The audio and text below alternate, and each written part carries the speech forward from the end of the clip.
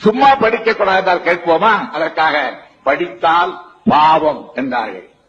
வெறும் பாவம் என்றால் பயப்பட மாட்டோம் அல்லவா?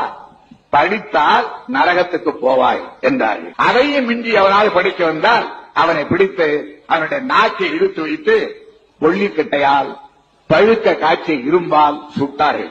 செய்தியாக மாத்திரம் அல்ல, இன்றைக்கு கூட நீங்கள் மனுதர்ம சாஸ்திரத்தை எடுத்து பிரித்து படித்து பார்த்தால் அது என்ன எழுதியிருக்கிறது என்றால், சூத்திரன் ஒருவன் படித்தால் அவன் நாக்கை இழுத்து வைத்து பழுக்க காட்சி இரும்பால் சுட்டு பொசுக்க வேண்டும் என்று எழுதப்பட்ட மனுதர்ம சாஸ்திரம் இன்றைக்கும் கொளுத்தப்படாமல் தான் லைப்ரரியிலே இருக்கிறது என்பதை நீங்கள் மறந்துவிடக் கூடாது.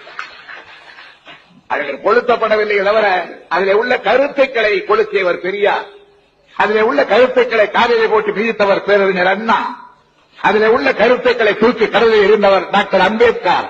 இவர்களை எல்லாம் நீங்கள் மறந்துவிட முடியாது.